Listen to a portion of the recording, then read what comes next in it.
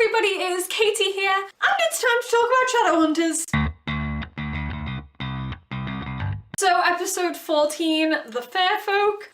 Boy, that was quite an episode! I've been really looking forward to seeing this one because finally we get to visit the SEELIE Court, but it also turned out that there was so much more going on outside of the SEELIE Court in this episode as well. There were a lot of great scenes and discussions, and we had a bit of dialogue from almost all of the characters that we know as well. So it was a really great, well-rounded episode. To start with though, I am going to talk about the SEELIE Court. Clary and Jace are sent there by Alec, the new head of the Institute. I feel like such a proud mother, honestly. He's sending them there to discuss what happened with Kaylee in the previous episode, and also to figure out whether there was more going on. So it's Clary and Jace that are given that task to go there. Simon comes along with them as well. The scene with them actually entering the SEELIE Court where they jump off the bridge, that was so atmospheric because it was all misty and grey. It just looked really amazing. And then when we get into the court itself, it's just visually stunning. It's definitely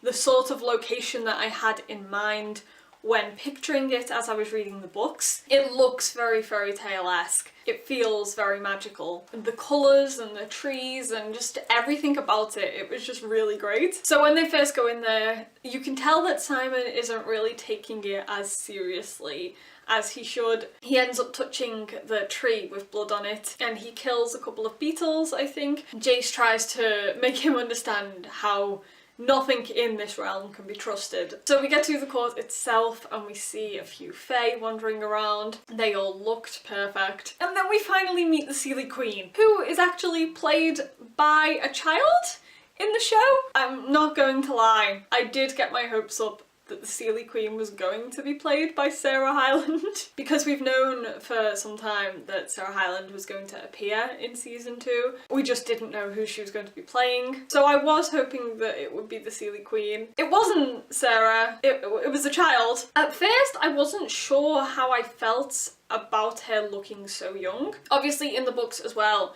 we know that she is very old, but she uses the SEELIE magic to make herself look younger. But I don't think she looks quite that young, whereas in the show they did make her younger. So whilst at first I wasn't too sure, but I appreciated it a lot more as the episode went on. The girl that was playing the SEELIE Queen played the part wonderfully because she was definitely creepy. It was kind of hard to take her seriously at first, but then the more she spoke, she did genuinely feel like an older SEELIE in a younger body. The scene where they all sat down around the table, she became quite intimidating. I love how tense the scene around the table got as well, especially when the Queen mentioned that Kaylee was Jace's lover. That nice little side comment from Clary about book club, and Simon being there made it quite funny as well, so it was a mixture of intimidation and humour, and it made it quite tense. What I did really love is the comment that the SEELIE Queen made when they were talking about how Kaylee wasn't suspicious. The Queen said, "The sweeter the honey, the deadlier the trap." And I really liked that line because it made me think of Sebastian. It felt like a nice little bit of foreshadowing, considering how in this episode Sebastian flits around from person to person trying to be the good guy. So I appreciated that comment being in this episode. So as the episode goes on, you can see that the Queen is very savage. Obviously SEELIEs can't lie, she's very direct and says what she thinks. She takes Simon aside at one point, tries to convince him that the Shadowhunters aren't on his side and that she would be able to help him more than they ever would. I really liked that scene between the two of them because it showed how forceful the SEELIE Queen is without physically being forceful. Just in the way that she speaks, she seems like a character who will get her own way eventually. So after that, Simon is a little bit shook up. When he breaks away from the SEELIE Queen, he tells the other two that they need to leave. But of course, it's not that simple. The boys end up trapped by vines. So this is where the kiss happens. The SEELIE Court kiss is a famous kiss in the books, one of the most memorable ones. In the episode, the Queen tells Clary that to get the boys out of the vines, she has to give the kiss that she most desires. She kisses Simon. Of course, it's not him, nothing happens. So she has to kiss Jace. Of course, that is the kiss that she most desires. Whilst I loved this scene in the books, the fact that Clary and Jace thought they were siblings at the time made it really uncomfortable. And I know that's supposed to be part of the drama of that scene, but it kinda just made it very weird. So whilst I always appreciated that scene in general, the kiss didn't really sit right with me. What I loved about this episode is that the sibling storyline is already out of the way, so we know that Jace and Clary aren't related at this point. So I kind of relaxed a bit more watching this scene, knowing that the drama was just purely love triangle related, rather than Clary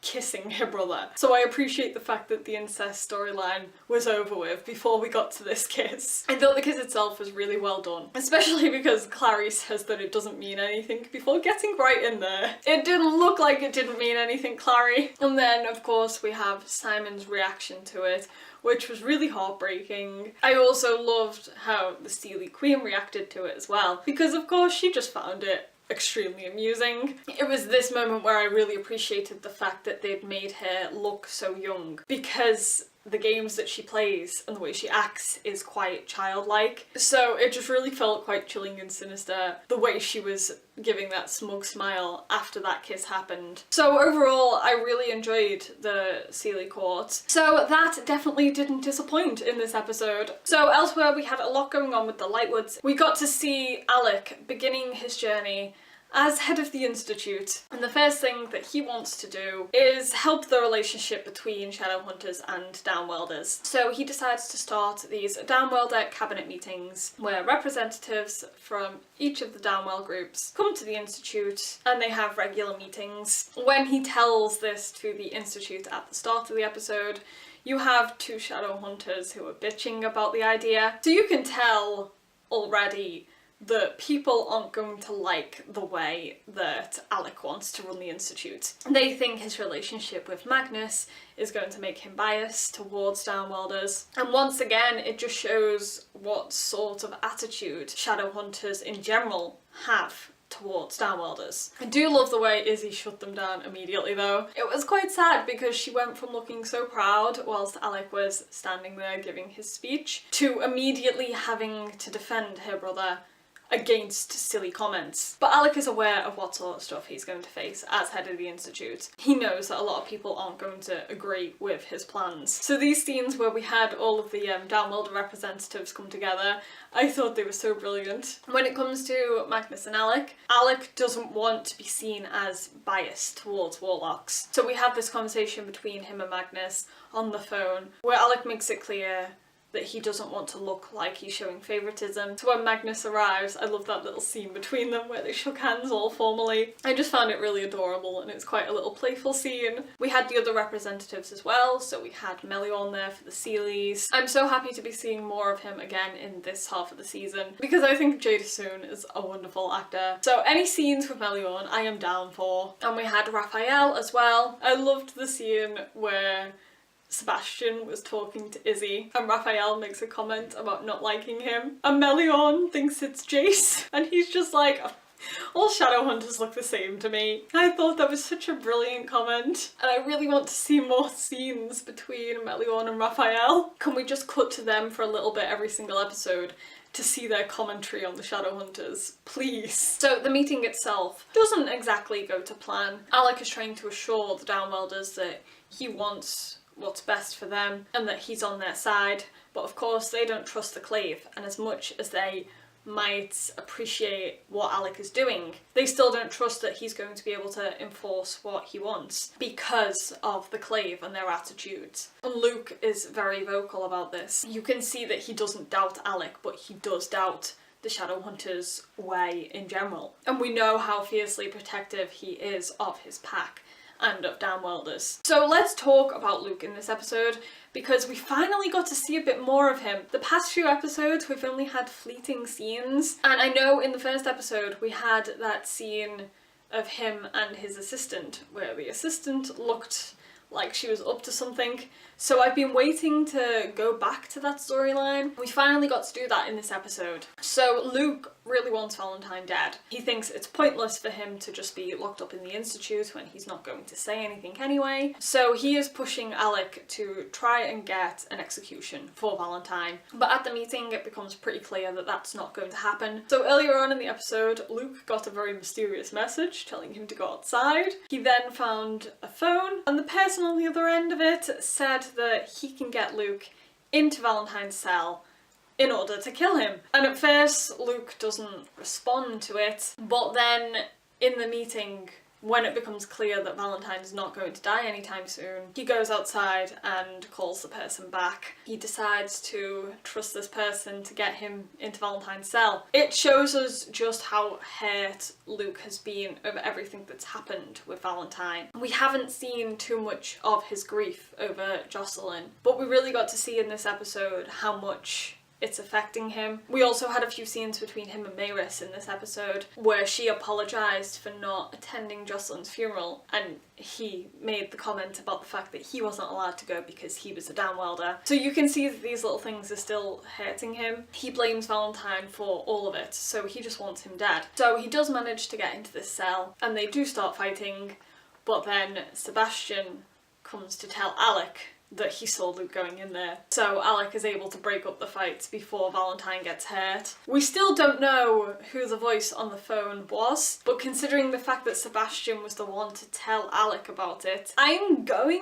to assume that it had something to do with him, unless there is another mole in the Institute. And considering the attitude that half of them have, it wouldn't surprise me. But there's going to be a lot of doubt now. You could tell that from the conversation that Alec and Luke had at the end of the episode. Alec is probably going to be very suspicious of everyone that is around him, so it's going to test him as head of Institute a bit more. So in this episode we also saw a bit more of Luke's assistant that we first met in episode 11. She appears randomly asking for help with paperwork. You can tell that she's suspicious and is asking a lot of questions, which Luke of course manages to avoid. But then later on in the episode, she is in the car with her girlfriend. She shows her the picture that she took on her phone of Luke and Maya outside Jade Wolf, and you can see that there is a wolf in the back of the picture. At first, I thought that maybe this assistant was Clave related.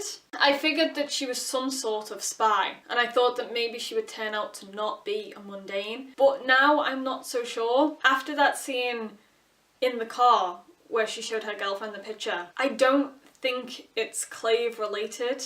I think she's suspicious of Luke, but I think that she might be investigating him for the police force and is going to accidentally find out about the Shadowhunter world. Otherwise she wouldn't have acted the way she did about seeing a wolf in the picture. So I still think there's something shady about her, but I don't think it's as big as I originally thought it was. But I am keen to see where this is going to go. I just hope that she remains a nice character because I do actually like her. I just really want to know what she's up to. Let's talk about Sebastian in this episode. He's continuing to play the part of the generally good guy. The episode starts with him walking in on Jace playing piano, and we actually have a really nice conversation between the two of them where Jace talks about how Valentine taught him to play piano, and Sebastian seems interested and sympathetic, and you know, to the outside that's a nice scene with the two of them getting to know each other. But of course, when you know who Sebastian is, it's actually a really sinister scene. We also had more scenes between him and Isabel. He catches Izzy training, finds out she's worried about telling Maris about her addiction to Yin-Fen. So he carries on doing what he's been doing since he came into the show and encourages Izzy, helps reassure her that she's better than she thinks. And it's really sad, because you can see that Izzy genuinely likes him and it feels like he is helping her in some way. So it's going to make whatever happens in the future even more unbearable for Izzy because they've formed a genuine friendship. There was also that little moment when he mentioned that he'd been training with Max. No!